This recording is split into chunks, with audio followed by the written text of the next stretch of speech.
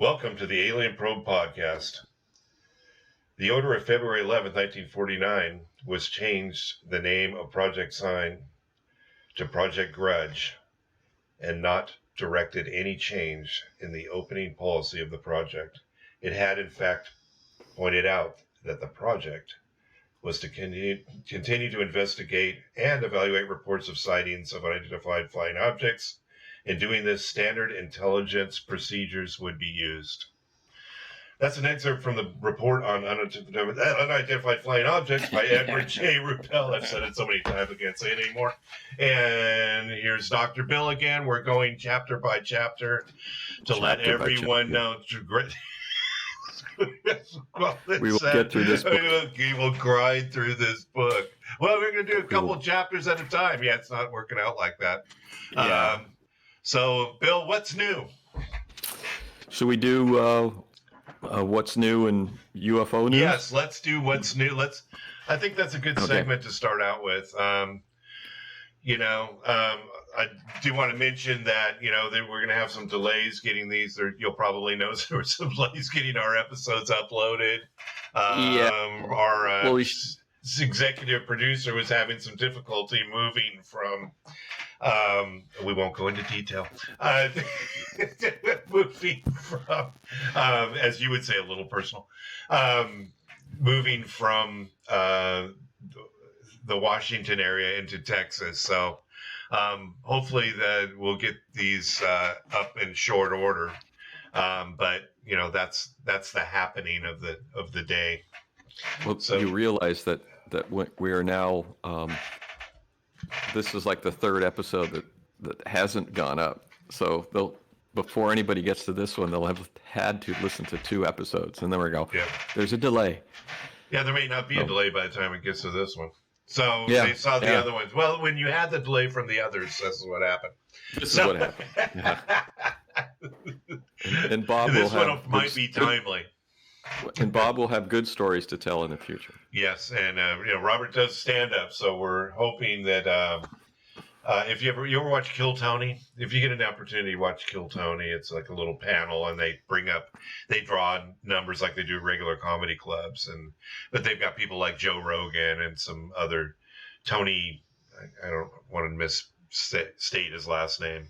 I think it's Hinchcliffe, but that might be a F1 driver. So I don't know.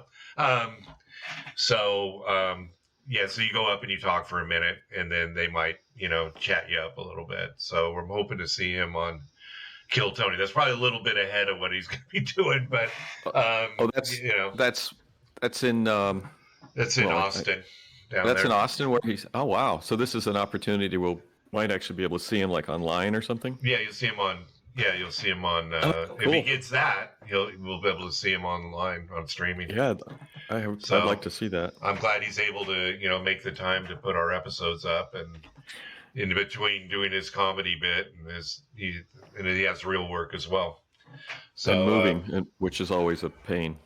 Yeah, it always is, especially now. So we're talking about the Dark Ages. We're up to big chapter. Hey, we made it to 5. Yeah. Hey, we only have 12 more. Yeah. So actually, let's do a little news. One is, did you get the UFO model? Not yet. Oh, you haven't bought it? It's going to be like June 16th. Oh, you bought it, though. It's in the mail? It's in the mail. I don't know. I haven't checked on tracking yet. They probably ripped me off like they did that book. Did I tell you about the book that I really got? Did you get your money back? Yes. Well, I don't know. It's not my account yet, but they sent a note they'll be refunding me. But you'll get it back. It's Amazon. You'll get it back. It's animal ESP for animals. That's excellent. It's excellent. And they said go ahead and keep it. I don't know how they mistook that. They must have just put it in the wrong box. My book probably went to somebody else. Holy shit! A $70 book for like $4. Yeah, I'm not sending this back. These places are these businesses, these used book businesses have been consolidated in strange ways. Some of them I think are warehouses, and some of them are networks of small bookstores. So weird stuff does happen. Yeah, and it happens. I've had strange things happen with with shipping. I actually ordered a book that was fairly pricey, and it got damaged. I don't know what it was. It was like $20-30. And this is not a UFO book. And it got water damaged. Even though it had been wrapped fairly well, water got in it, damaged the book. What they do, have a flood?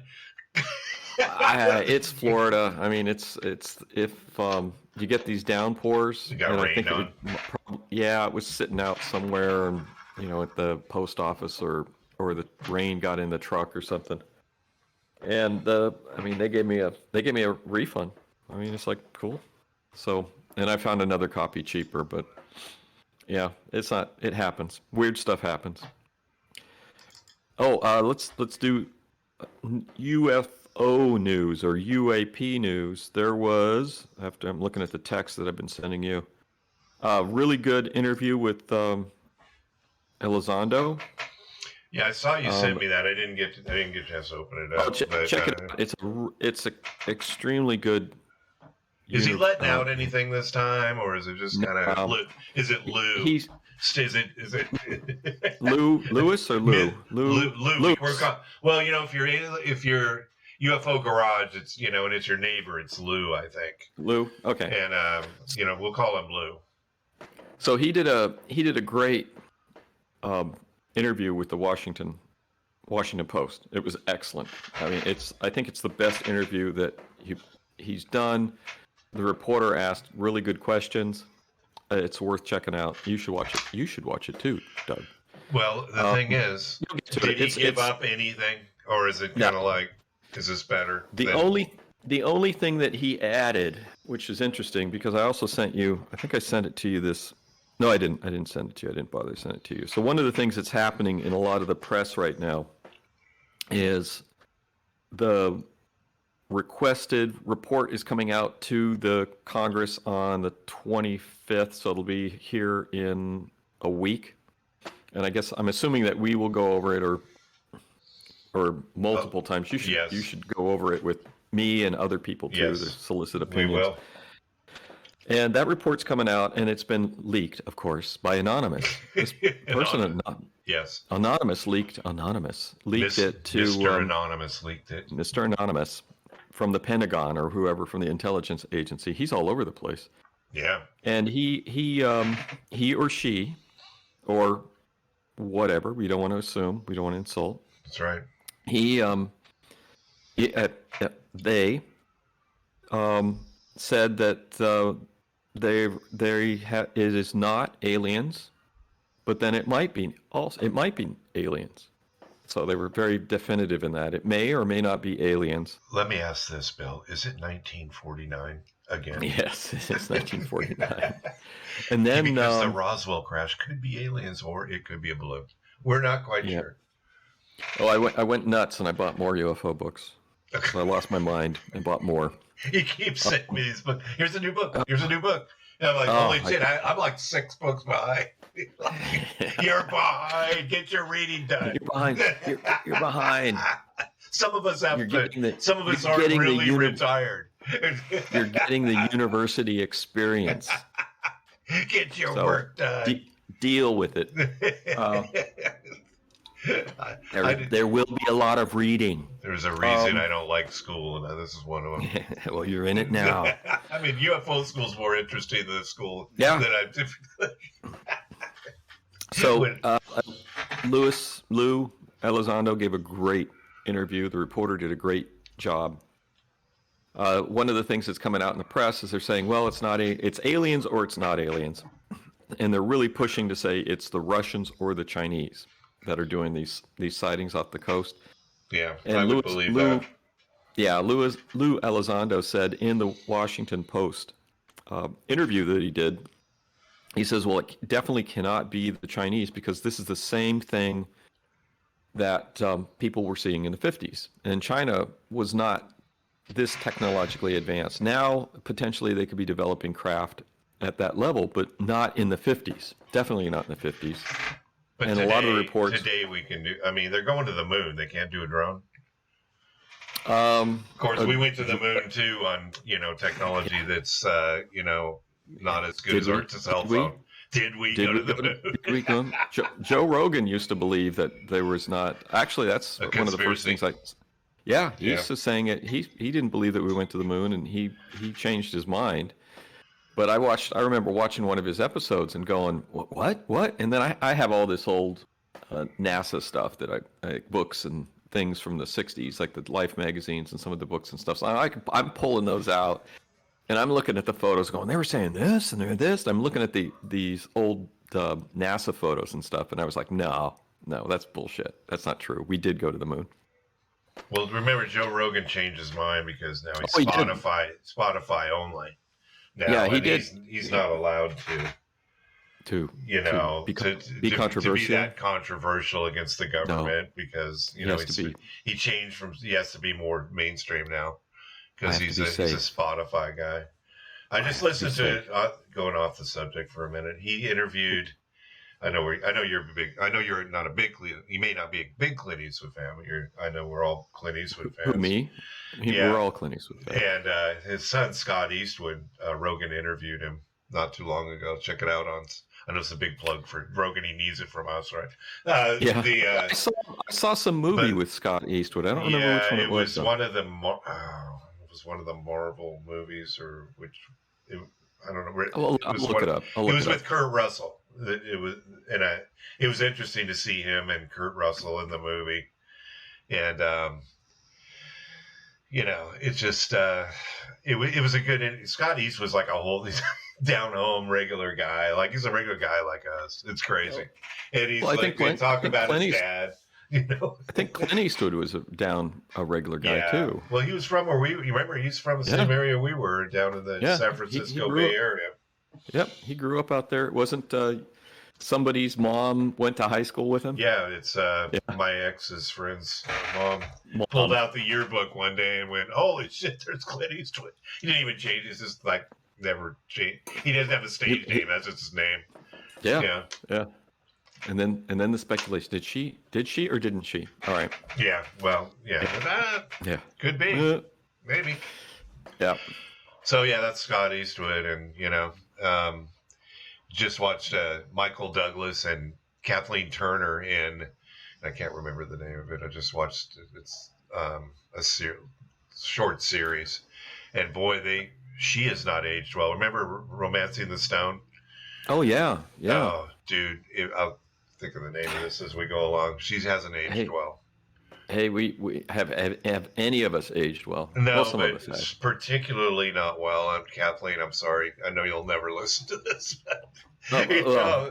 Holy crap! But of course, Michael Douglas is like his dad. He looks better. He almost looks better. He's got this gray hair, but it's kind of long. And I asked my wife, I go, "Hey, maybe I should grow my hair long." Well, it's not gray, but I go, "Man, I'm gonna get that." Here, he's got that Kirk Douglas, almost that Kirk Douglas, same hairdo, but it's longer. And, it's, and I started watching 20,000 Leagues Under the Sea last night because I just had to see Kirk again. The old one. Yeah. And so I look at Michael Douglas. I said, my hair, I think I'll do my hair like that. She just looks at me and goes, "Won't be the same for you." I go, "Thanks." Yeah, but that's true. He's a, handsome devil even at that age. But you look at him and you look at Kathleen and you're kind of like, "Oh shit." Well, sorry, some women actually carry it off really well. There's that that woman that married that rock star in the Cars. She's in her 50s and she looks awesome. And it's tough. A lot of women. Different people. Well, I don't know how old. They got to be older than 50. She's got to be in her 60s, right? Yeah. So, that's the way it goes. It's tough. We get old. We all change. Look at my first wife. Yeah. Yes. Don't go there. Okay, we won't talk about that. I went to, when my kid was younger, I took him to Comic-Con in Tampa or Orlando or someplace. And there was a bunch of the Star Trek people from Star Trek The Next Generation. And the woman that was on it, Crosby, the blonde woman. Oh, she was Bing Crosby's daughter, I think. And she was there, and she was, showing her age when she was there doing Yeah. autographs and stuff. So the autograph thing was actually pretty sad because I went over like, oh, they got the Star Trek people doing autographs. My kid doesn't care; he didn't know who it was, Yeah. and so I walked over there, and there's like nobody there. Oh, And who was it? it was there was Riker. Oh, you're kidding. There was Q. There was is it Denise Crosby, who was in like the first season, and then she left, and they killed her off because she thought she'd have a big career. Yeah, she And came then back there was later. they reincarnated her as a Romulan or something. I still haven't seen all those episodes. I need to do that.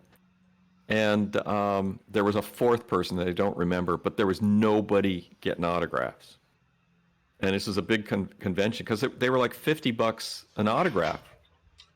So it's like I just looked at this. I go, this is insane. And nobody's even there. Like, no one there. There was no one there. And then the guy that played Picard was supposed to be at this convention, and he bailed. So I think he was the only smart one.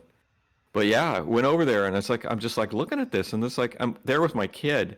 And it's like there's nobody there, and it's because nobody wanted to spend $50 to get an autograph with these people. Was it in a convention, one of the Star Trek conventions? Big. It was a big comic book convention. Oh, you're kidding. Oh my God. It was sad. And I'm like, oh, and it was just sad. They just don't know. They had no good business sense. What you do is you sell the photos and you give the autographs for free. So you sell the photos for $5 or $10 each. So you go up there, you buy. There's 4 of them there. You buy. They don't have any business sense. I at one point they probably did great selling $50 autographs, but no, they didn't know what they were doing. There was nobody there, and I'm like, and I'm looking at the guy that played Q, and I'm going, God, I would really like to just go up and talk to them. But I just like, no, I'm not. It was just too sad. And they were just standing there on a table, sitting there at a table, and just nobody's. Yeah. They're all sitting at their own table, and there was just nobody there. How are they looking? I mean, how have they aged? That's since we were talking about how people have aged. Well, Denise Crosby was showing her age, which was shocking because I had such a crush on her when she's hot. Shows. Oh, she's hot. And yeah, she's very hot. So I was a little disappointed. I'm like, oh, and she wasn't bad looking, but it's like, oh my God, it's like we all age. And then, but Riker and Q, I mean, they all looked older. They looked okay, and I can't remember who the fourth person might have been Data. Oh, it's Brent Spiner.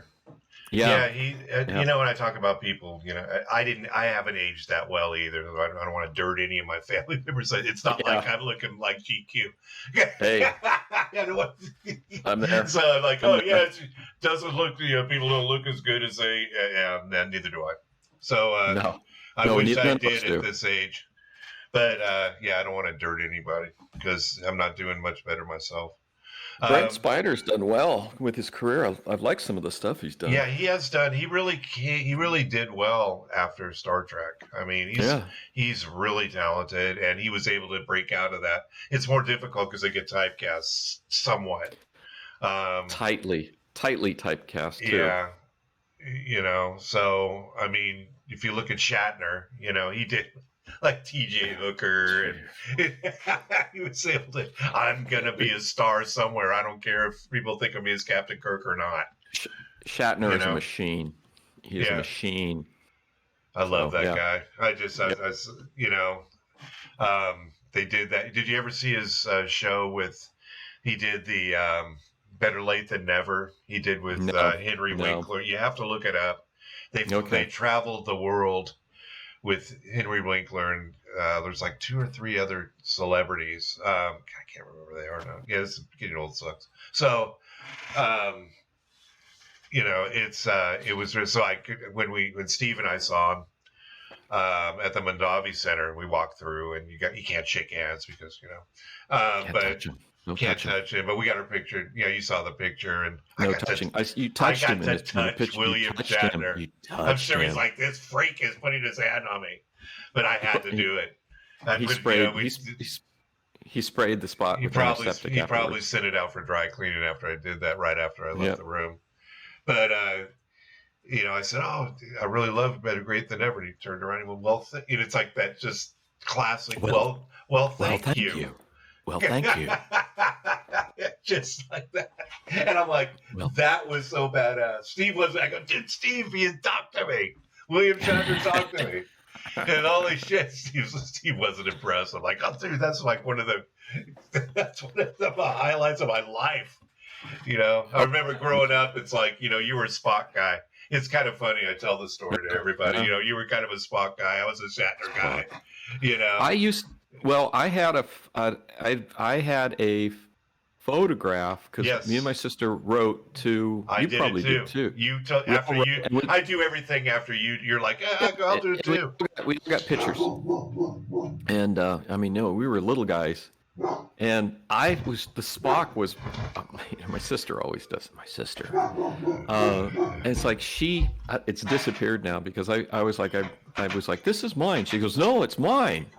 I go, yours was Shatner, and I said, no, mine was Spock. She goes, no. So she got the picture, but I had that thing for years, and I don't know where it is now. I mean, it's gone. So, but yeah, I had that old picture of Spock signed. One of those old studio pictures they used to send out to fans. Yeah, so, I got one of Shatner. I wish you still have it, or no? Yeah, no. You got yours still? No, my sister. It was around for years. And I was at my mom's house, and I was gonna take it, and my sister was like, "No, that's mine." I go, "No, I'm pretty sure it's mine." She goes, "No, it's mine." Okay. Oh, you should have had her call me. So I had fine. Shatner's, and he had his hand. He's posing. You touched him. Yeah, and I touched him. So, yeah, I had the Shatner picture, but my dad went through a couple marriages, and I'm sure it got absconded by somebody. And moving, things get tossed. Well, we came home one day and all of our stuff was sitting on the front lawn, and I don't think the Shatner picture was in it. Well, when I was a kid, we moved, and the guys that moved us, there was a pile of stuff that was supposed to go to the dump, and then there was a pile of stuff that was supposed to go to the new house. Guess what they brought to the house? The dump stuff, and then they threw away the other stuff. Yeah. So we're unpacking stuff, and they're going, "What's going on?" So yeah, some really bright bulbs. Unfortunate. Sort of. That was a moving catastrophe. Don't pack your garbage in boxes because the moving guys can't tell the difference. Oh my God. Yeah, it's moving just sucks, Yeah. So other UFO news. Let's see what Elizondo gave a great interview. Then there was the video of the retired fighter pilot that was debunking the debunking videos. Yes, debunking. Yeah, I sent you one of those. I got to go back and look at all those. That guy was great, and this guy, because there's a guy named West. It might be Michael West that has been debunking the the gimbal video and these other videos. Right. And this guy is a retired fighter pilot, and he does a great job of explaining the instrumentation and the plane and the relationship between the object and just brilliant, just absolutely brilliant. You're in fighter flight school for his videos, and he really seems to know what he's talking about. And he's saying those 3 videos that Mellon had released from that anonymously released from the Pentagon, this guy's saying they look legit. And apparently he's going to do one on the triangle video coming up. So we'll see what he says. But now there was the English guy. Was that the good? That I listened to all. The English guy, he's been debunking them. And then there's another guy named Thunderfoot that has been debunking them. And I've looked at their videos, and they're perfectly reasonable in their critique. But this guy comes in, and he knows the instrument, the imaging instrument, and he knows the fighter craft, the aircraft. Right. Because he's a retired F-16 pilot, Viper pilot. Right. And he knows the equipment, he knows how everything works, and he does a complete rundown on an analysis, at least of the gimbal video. Right. And he's saying that it's not what they're saying, that it's the flare from an exhaust of an engine, and he goes into detail. So he's done like 4 debunking debunking the debunking videos. They're really worth looking at. What is his? Let me get his name. Bring it up. Oh, come on. My phone is very slow. He is Chris Leto. ChrisLehto, and he's done a series of very clear, good analysis of what's going on with these videos that were released by Mellon, who's working with Luis Elizondo from the Pentagon about these UAPs and these. So it's thinking back about it. So you look at these videos, like the triangle video is just bogus, right? It's just the stars are square and the plane is square, and go, oh look, it's a triangle thing. No, that's just an out of focus night vision goggle. These ones, when Mellon had them, when released them from the Pentagon, which he talked about and said he's the one who leaked them from the Pentagon at the 60 Minutes episode. He's saying, well, when you think about it, because these videos are at the Pentagon, and they have people like this guy that look at the videos, they know the instrument, they know the planes, and they go, we can't explain this. And this is what Mellon did. He says we had those videos, and they released them. They said we can't explain it. And then you had the people like West and Thunderfoot, which are good. They're very good. Came out and debunked them and did a great job explaining it. But then this retired fighter pilot comes back and reanalyzes these videos and debunks the debunk and says, no, their analysis, while good, doesn't explain these videos. And it's not this one is not jet exhaust. And he says the other one's not a bird. And I got to go back and look at all his videos. A bird, not very fast moving bird. Right. Well, one of them, they say you can see the moving of the wings, and it's only like 2 or 3 meters across, which this guy Chris Leto agrees with. So I got to go look at his videos and see how I looked at it. I realized that a 3-meter bird is fairly large. Yeah. So he's 2 to 3. I'd be more concerned about what the fuck. What bird that is? An albatross is pretty big. Fucking pterodactyl. Yeah, but this guy does a good analysis of these. So it explains why Mellon released these videos, because they had looked at them, the Pentagon experts had looked at them and said, we don't know what's going on with these videos. And this fighter pilot explains these videos in terms from the reflection of somebody who knows the plane, who knows the instrument, and knows that, it's not a bird, it's not, jet exhaust, or whatever. So I would say go look at these. I need to look at these videos again too, because I think I need to look at TikTok videos, or is this something else? I think he talks about TikTok too. He's done like 3 or 4. They're worth. You should look at all of them. I need to go back and look at all. TikTok, not TikTok. TikTok. And one of the things on the Elizondo video for in the Washington Post, or not just that, but they released it on Twitter as they were releasing documents from the 50s where they were describing things that look like a lozenge. Lozenge, yes. Lozenge. So he's saying that we've been seeing tic-tac type craft since the 1950s. And in the book, the Ruppelt book, which we're slowly getting through, we always get sidetracked. Yeah, we never get sidetracked. One of the let's disparage people more in our show. Yeah.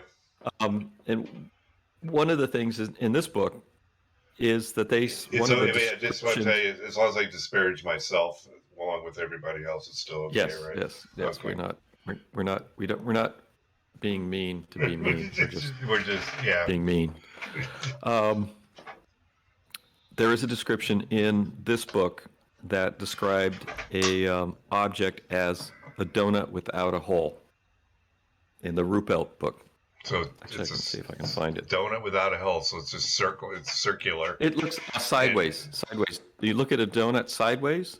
Yes. How do you? From the side. Yes. And I guess if you pivot it, so the guy that's a tic tac. Well, a tic tac and a donut without a hole would be a little bit different. Well, but look at a donut from the side. Yes. Yeah, it looks like it could look like a Look like a Tic Tac, and then if yeah. you rotate it slightly, so if the guy, yeah, so it looked like a donut without a hole. So from the side, it would look like a Tic Tac. So, and I Makes noticed sense. that before. Let's see, donut. I'm searching donut. Well, that makes sense because I was donut. like, where are these Tic Tacs coming from? Because that seems to be a recent. So if it's a UFO, circular UFO on its side, but as they filmed that Tic Tac from the F-16, it never really became not a Tic Tac. It was always a Tic Tac. You know what I mean? It didn't turn. It didn't turn. It's a lotion, so if it rolls, it still looks like a Tic Tac. But it never But I'm rolled. looking at this. This is an F-86 second pilot. This is in the first chapter. It was definitely round and flat, saucer shaped. Okay, so it was a saucer shaped. It says it like a donut without a hole. So not a Tic Tac. So that's on me. Oh well. But yeah, well. But he had actually, there's some documents, and I think I sent them to you, or I texted them to you, where there was descriptions of sort of lozenge-shaped things. Right. And then some of the other Twitter, this was on Twitter, and then some of the other comments on Twitter is that these had been seen in books that have been published in like the 80s. People were talking about reporting, these are documents that had been released through Freedom of Information Act. And Elizondo had posted some of them. I guess they posted, the news report posted the wrong ones, and then on Twitter they posted the right ones. So anyway, so he's saying they've been seeing Tic Tac-like objects since the 50s. But are we surmising that that's a saucer on its side? Are we thinking that? No, I think they're saying a lozenge. They're saying it's not a saucer on its side.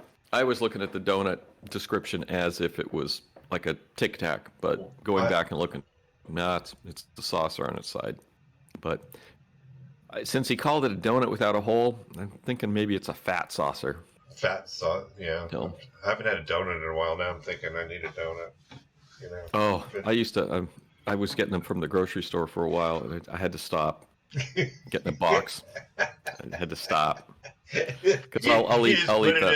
Put it in your studio there, just kind of read and eat. Oh my God, yeah. I'll eat half the box. They don't have, by the way, what's the pot law? Not to get off. What's the pot law in Florida? It's interesting because it's they have the stores. Dispensaries, so you can go buy it. I mean, you don't have to have a doctor's. Yeah, I think it might be medical related. So you have to go to some doctor, and doctor go, "Do you suffer from X, Y, or Z?" And you go, "Yes, I do." And they go, "Here's your prescription." So I think that's where it's at in Florida. So you don't need to. You can't just walk in there and buy pot. I don't know. I haven't tried. There is I can ask. I'll ask the hip young generation. Can you grow it in Florida, or is it still? I don't know. I don't know what the law is. I was talking to a guy Thursday, and he was the guy was wearing tan tactical pants and a black T-shirt that said security. And I ran into him at the grocery store, and I was in line with him, and I'm like, where do you work? And he works security at he's armed security at a pot store, at a pot farm. Apparently there's a giant pot farm out here, and he was saying he just got off the he had the night shift, so he was working the graveyard shift, and he just got off, and he said one of the things, they're not allowed to pick anything up when they're walking around. Right. They're whatever. He says anything on the ground, you're not allowed to pick anything up. But he says they've gone from 3 shipments a week to now they're shipping, the pot farm is shipping 5 shipments a week. He says they're doing huge business. So I don't know. He was like, he goes, he told me what to invest in. He goes, if you're interested, you should invest in this. It wasn't Sundial, was it? No, it was. He was saying that penny stock is killing me. He was saying it was. I want to say High Tides. He was saying it's a stores or a distributor or something. He said he was gonna. he was going to invest in it because the shipment. He says they're just going. The shipments are just 3 days a week to 5 days a week. He says it's booming. He says their business is booming. Deb and I were last week. We were just curious, So they have the dispensary. They have a chain. I forget the name of it, but they have a chain of dispensaries, and you can just walk in there and then In California, yeah. buy pot or plants. They got like clones or seedlings. There's different, I don't know, whatever. Huh. And you can like grow your own pot, or I think it's fascinating that people can actually. I can't grow beer or vodka, but I can grow pot if I was so inclined. I've brewed beer.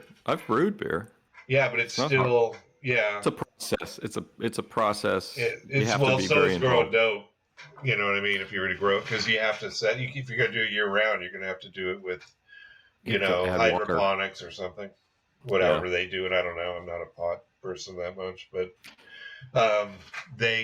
I just find it fascinating that you can just walk into a store, and then I was kind of talking to the clerk, and he's like talking about it's just like all the different kinds, and its packaging is professional. It's not this, Yeah. You know what I mean? From Here, have a bag. as we've seen in the old days. But you want a lid? But it's like in my old weird. neighborhood, you'd find those little tiny plastic bags all over the place. Where I used to live. Oh yeah, it's. I don't know. It's just bizarre to me that you can. It's been like it used to be. If you get pulled over and you have pot on you, man, you're going in. And now it's kind of like it's in a store. Yeah. Well, I mean, what's sad is that it's taken decades to get to this point. And at the guy was telling me, the security guy was telling me, he goes, it's still illegal federal. Yes, federally, it he is. says it's still illegal. Yeah, they can't bank. I think they're just fixing that now, but they couldn't bank at a regular bank. It's cash only. Yeah. And this place, Wow. it's cash only. And this place, he was telling me, we just got, because if you don't have a bank, you ain't getting an ATM or not. Well, no, they had an ATM there, but they also had a credit card machine finally. And Okay. I was like, dude, you can't, because that kind of prohibits some of your clientele might not just throw it on a credit card, might get more business. Yeah. But not a lot of people carry. I don't carry a lot of cash around with me. I don't carry cash anymore. I had a little bit, which my kid has taken from me, of course. Sure, that's what they do. That's what they do. Yeah. But I had cash in my wallet. I hadn't spent it for ages, and the kid comes around and goes, I need $5 now here, or I need some money here, and so I think I have a couple bucks left, but I'm all plastic now. So, I don't need cash. It's easier that way because you can tell them I don't have any cash, so go get a job. Yeah. he's got a job. He's got a good job. Spend your own money. There's an ATM down at wherever. Yeah. He needed a couple bucks here and there. He doesn't have the cash. It's not it's whatever we do. Yeah. So it's like last two times he's like, I just need $5. Like, yeah. Mine aren't at home anymore, so they don't get to come. Yeah. I used to say you're going to get sunburned palms coming to me with a handout. But I gave it up. Yeah, okay. Oh, that's mean. All right, we better start Dark Ages. You got about 22 minutes left. Okay. Hey, That's so Grudge. The Dark Ages is Grudge, and don't you find it fascinating that Grudge is like the worst of and they called it Grudge? It just seems like a bad, Well, Ruppelt actually at some point in his book says people would ask me, he'd ask him about that. They'd say, would you say that the name was on purpose? And he would always give, no comment or non-committal answer. But yeah, he felt that it was an on-purpose designation for the project. And Project Grudge was to discourage and diminish the whole UFO thing because the Air Force felt it was getting out of control. He says that he goes, standard intelligent procedures were no longer being used by Project Grudge. everything was being evaluated on the premise that UFOs couldn't exist. No matter what you see or hear, don't believe it. Let's see, what else has he got here? Oh, and then they had, he says, this Saturday Evening Post article came out April and May. And yeah, so the Saturday Evening Post articles were actually very positive. And then, which I can tell you, I got them here. Well, didn't they turn, weren't they a grudge thing where they tried to make, in the end, they said it felt like you shouldn't be even believing in UFOs. They kind of, isn't it that one? Well, they did, but so the Air Force had decided, because they talked about this before, they had these two different groups in the Air Force. They had believers and non-believers. And then these Saturday Evening Post. Now, there was three, from what I could tell, in the 1950s. This is 1949. These two articles, Saturday Evening Post articles, came out. And in that time, there was three major magazines, and each one of these magazines had would sell 150,000, as far as I can tell, 150,000 copies every time they sent out an issue. So the Saturday Evening Post came out every Saturday. There was Look magazine that came out every 2 weeks, and 150,000. And then there was Life magazine, which came out every week, which was 150,000. And then there was True magazine, which I can't remember which. I think True was a monthly and sold 150,000.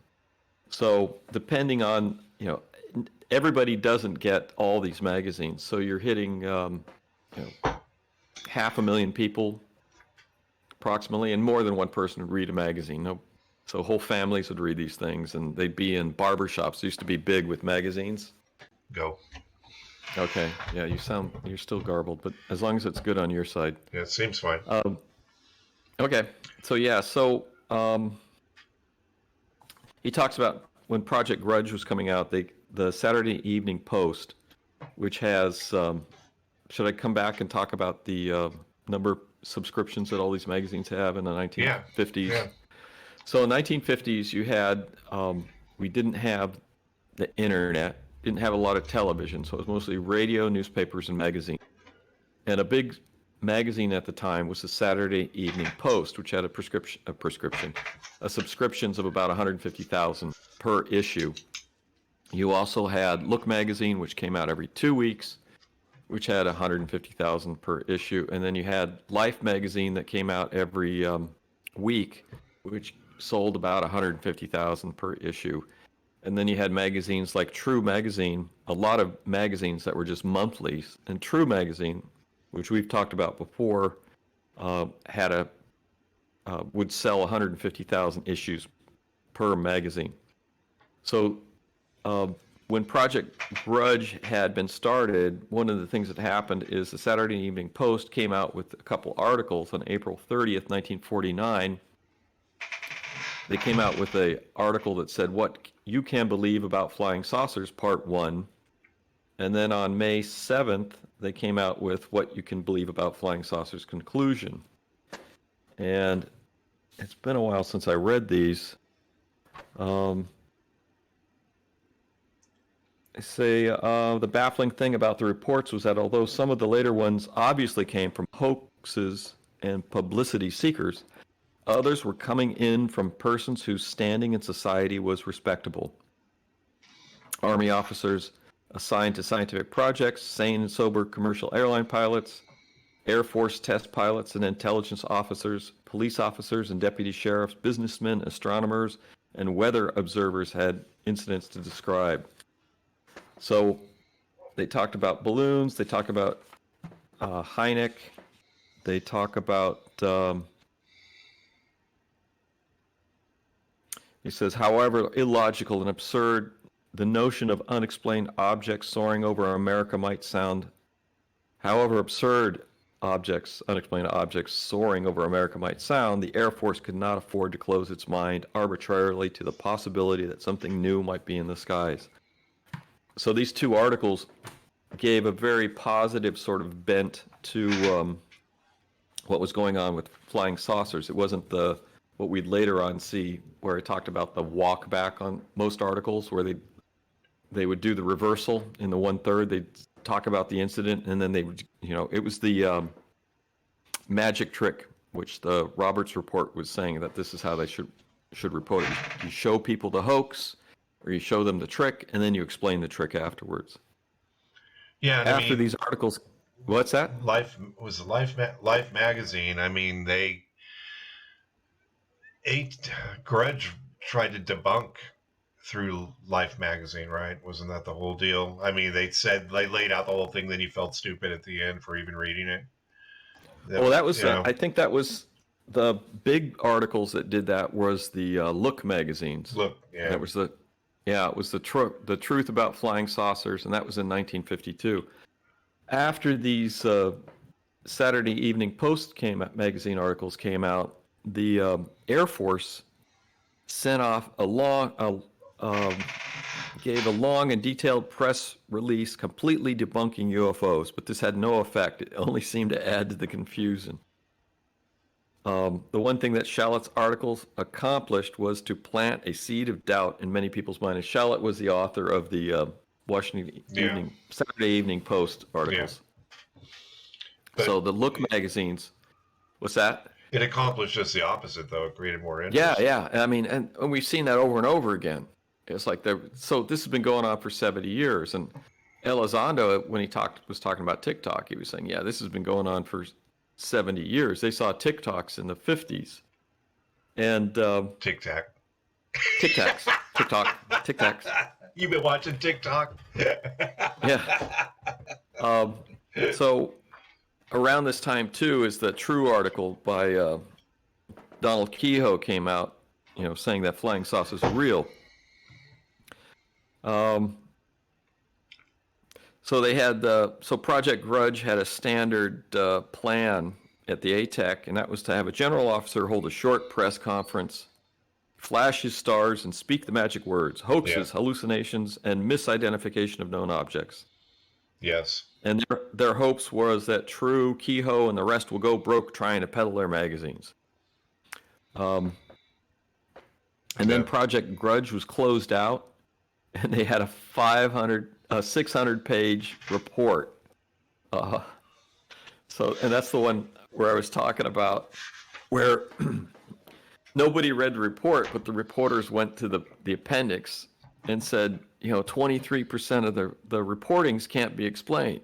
Right. So it had just the opposite of what the Air Force was expecting. And so the reporters are going, wait a minute, what about these other ones? So. Yeah, but there's some that, I'm kind of digesting that because I was reading the same thing. But the 23%, it's like, well, we don't know what this, and so everybody reading is saying, well, what are those? I mean, you guys have done all these investigations, so why can't you figure out what these are? And that's huge. It's huge. 23, 1/4, 1 in 4 is unknown. So they just managed to and then the reporters just didn't believe the report. They just thought that the Grudge report was a poor attempt to put out a fake report full of misleading information to cover up the real story. Kind of wasn't it? I mean, well, it wasn't. They just didn't. They didn't misreport. They just didn't report. They didn't do a good job of investigating, like in the. They did. But what he was saying is that was the way Grudge was designed to have a negative outcome. Well, that's why we don't trust the government in this respect. And we think it's better now because, we'll let it now. We can the gun.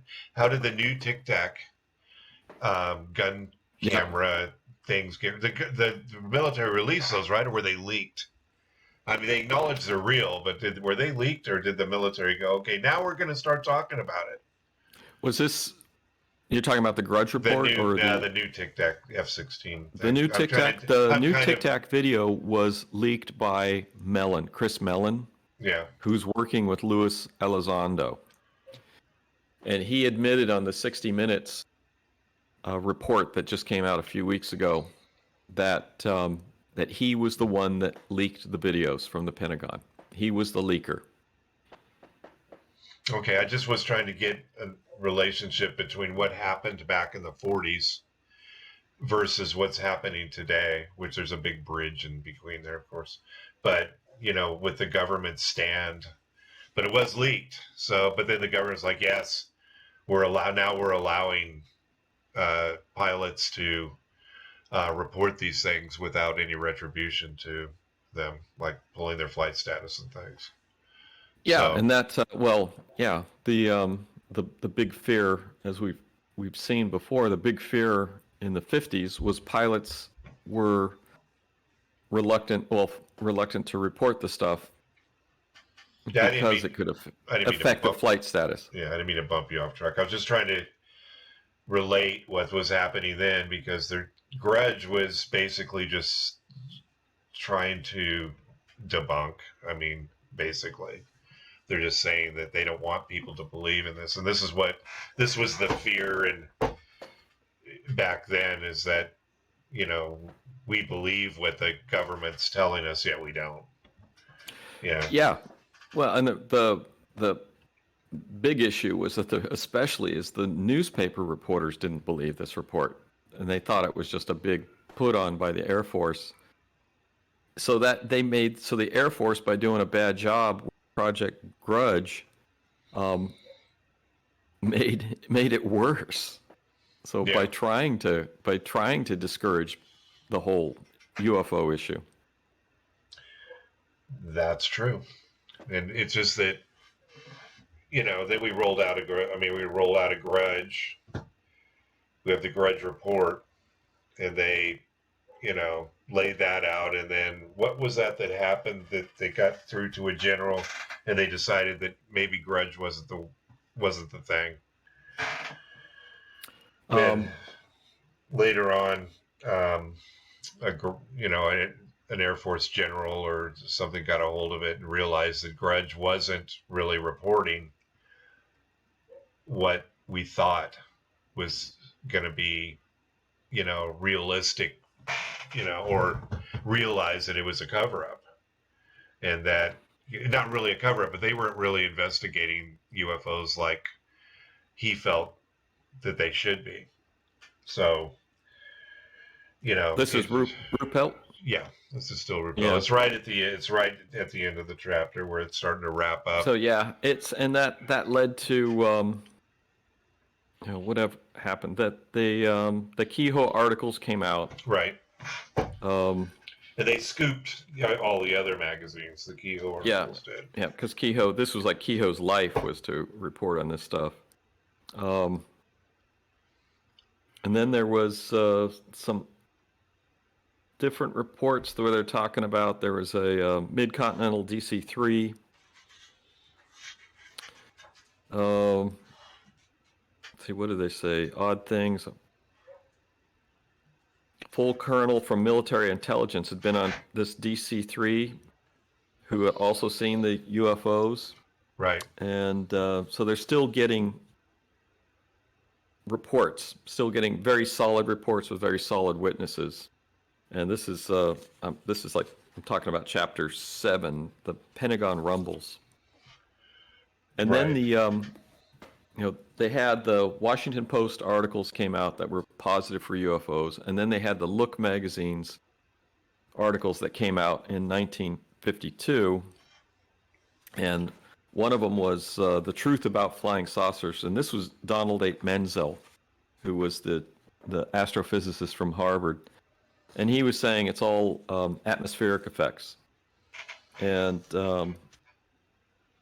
he goes on to, he says everything is an optical phenomenon.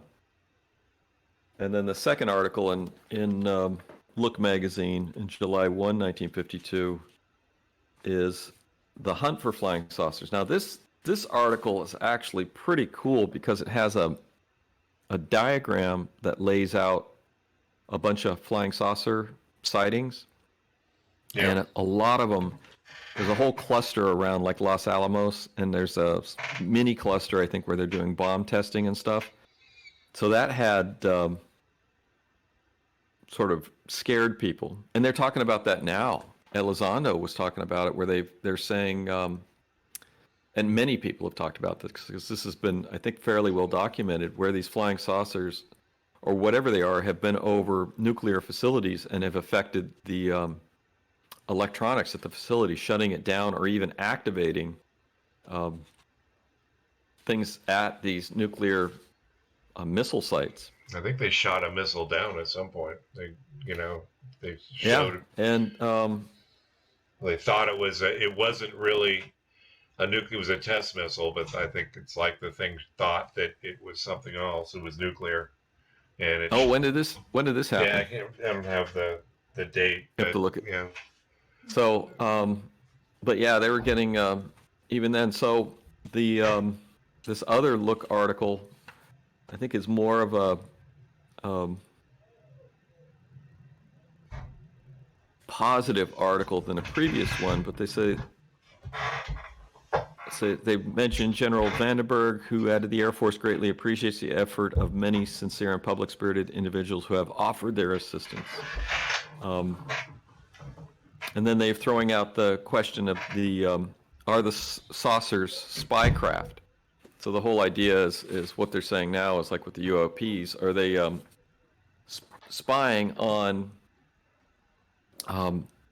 ships and facilities? And maybe. Now I believe that they probably could. I mean, I don't necessarily think the drone deal that happened off the coast of California was necessarily UFOs. I mean, it was probably... But yeah. How are they powered for so long, so far offshore? I mean, that's a tech that we just don't know about. There was that one that happened in, was it Arizona? Yeah. Where a drone outran 2 police helicopters. Yeah. And went to 15,000 feet. So and there is a company that makes drones that have gas-powered engines. So those are light, long flight duration drones. Yeah, you got enough gas. Yeah. Yeah.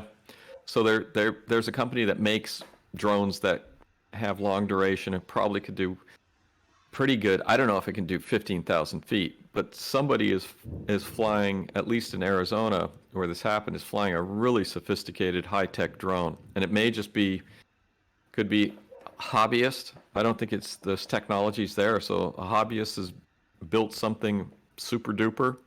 But I don't know what's happening off the coast. It's not going to go higher. If it's gas powered, it's not going higher than 15,000 feet anyway, because there's no oxygen to make the engine breathe.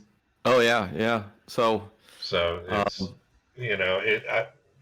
maybe it's gas powered. More likely, it's the battery tech now is, better than I. The battery tech these days is crazy.